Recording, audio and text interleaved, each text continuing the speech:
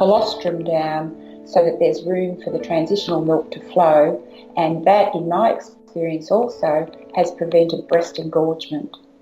So there's no clogging of the ducts with colostrum. The baby's actually done the work. Then at 72 hours, when the mother's aware her milk's coming in, we change to two-sided feeding, so the baby feeds from one side, has time to rest and digest the milk in the stomach, so the enzymes and the acids break down the milk, curdle it, and pre-digest it before it goes into the intestine. Then the baby shows cues and becomes more active and wants to go to the second breast, so it refills the stomach to the capacity that's satisfying for the baby. Baby's stomach is about the size of its closed hand, so it'll feed roughly twice from each breast. Where mothers don't have drugs, they're alert babies and they actually find their way there.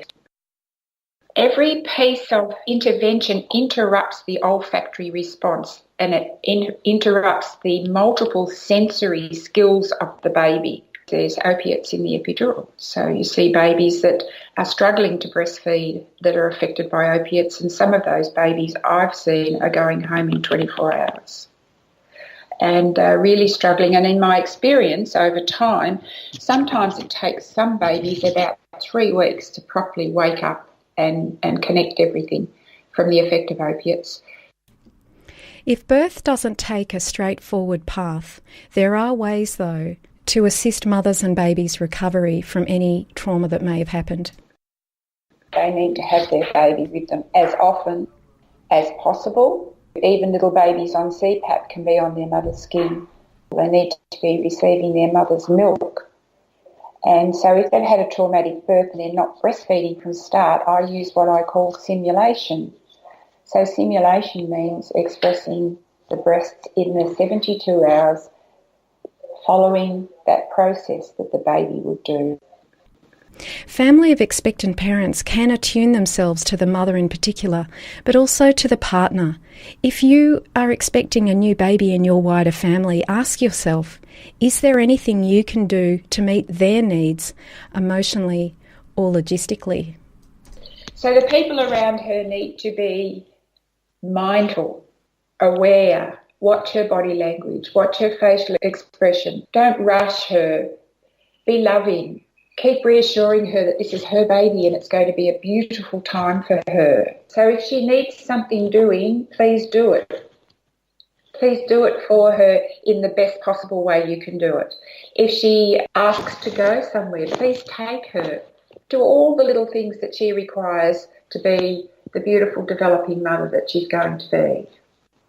And when the baby arrives, visit when you are ready to help with chores or looking after the other children. You'll get to set eyes on the baby, but the focus needs to be on supporting the mother to be with her baby as much as she wants.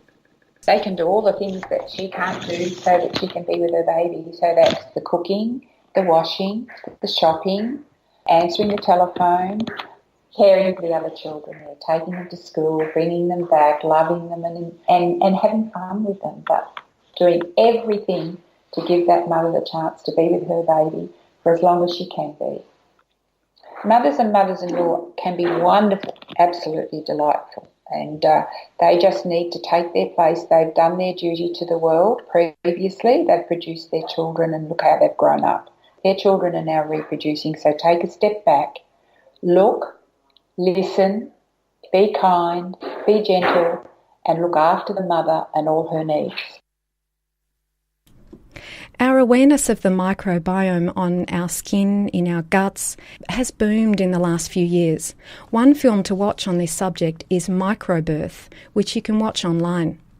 Petreas, mother of 2 who had her kids 17 and 12 years ago, didn't have access to that information yet, but instinctively she knew how important closeness in the early period after birth was for her and her babies. I had a really clear idea before the birth that if my baby wasn't in my arms, the only other arms I wanted the baby to be in was my partner's.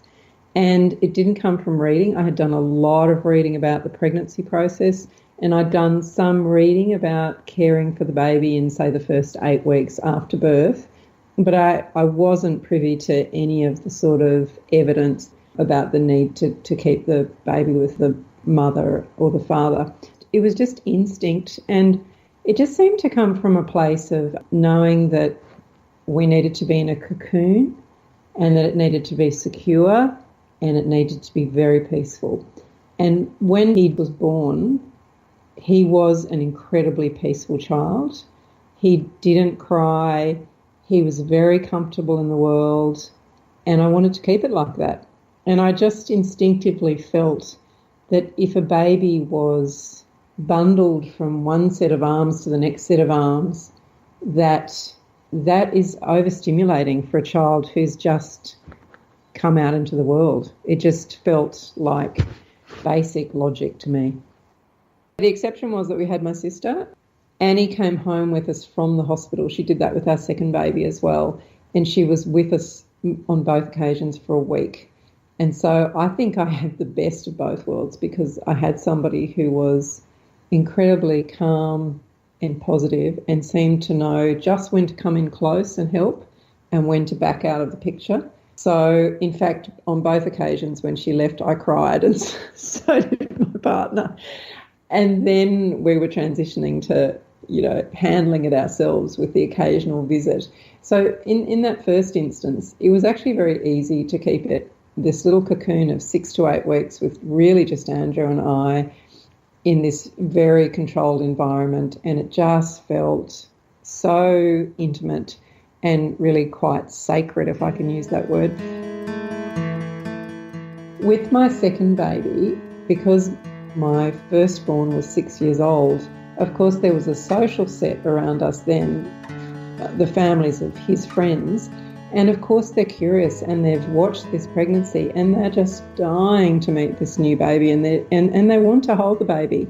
And I understand that, but by that stage I was much more canny, and it was a very evidence-based need to protect my newborn from disease. It's pretty basic. You've got a baby who's getting used to the world, whose immune system is kicking in.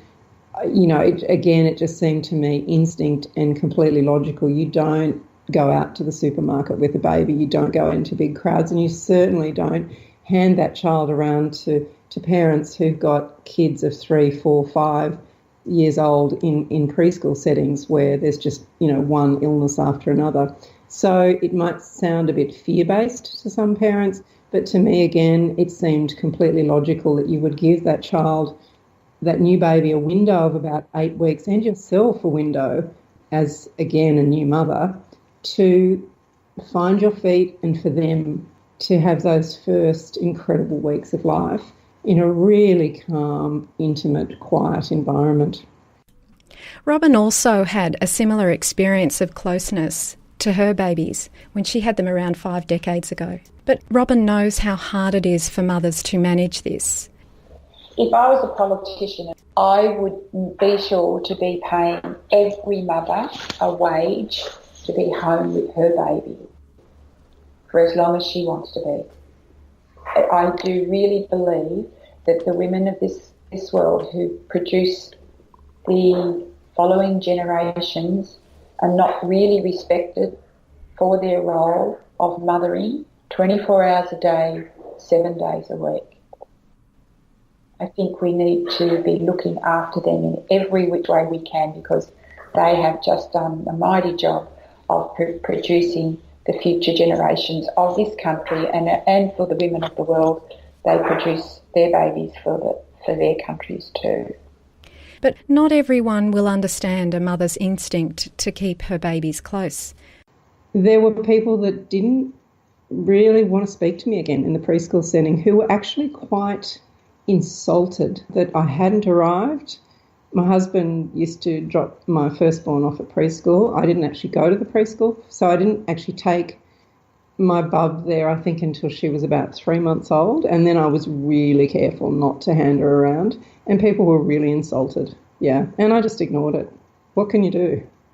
As it is, life's moved on, we've moved. Most of those people, I don't even remember their names, so making a decision to let them pass the parcel with my young, precious baby it was a no-brainer. I was just going to stand my ground, and so I did. But I did feel I was looked upon as a bit of a weirdo.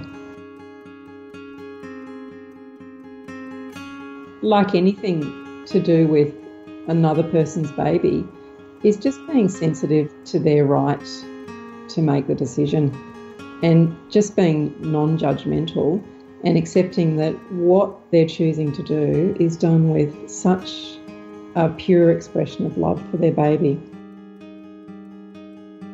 There's no agendas, there's no malicious intent, there's no control freak stuff going on. It's absolutely about reading their baby and knowing what their baby and they as a mother can and cannot do. And if you have respect for that, then I just don't think there's going to be any tension. We hope this information helps families prepare for their new grandchild, niece or nephew. Your support of the new parents' choices is valued deeply. You can find out more about the crucial hours and days of a new baby's life from Dr Robyn Thompson's website at breastfeedingconsultant.com. She has loads of totally free information for new parents that is really worth reading during pregnancy and of course afterwards. But the more you read about life with a newborn before birth, the easier your transition will be. In her blog, Robyn has a link to a post on the importance of the first breastfeed with a short video. It's really worth looking up. We would love to hear from you. How were your early weeks as a parent? What worked well for you? What would you change? If you're pregnant, what extra information on this topic would help you? Drop us a line at hello@pbbmedia.org. We have a podcast on practical tips for preparing for parenting, such as No One Told Me What It Would Be Like. You can find all our podcasts at Spreaker.com and iTunes, and on Facebook, Twitter, and now Pinterest. We hope you've enjoyed this week's Pregnancy, Birth and Beyond show. Tune in next week for more radical and soulful radio, bringing us full circle. Our radio show now has a Facebook page. Take a peek, say hello, become a fan and stay up to date with the show.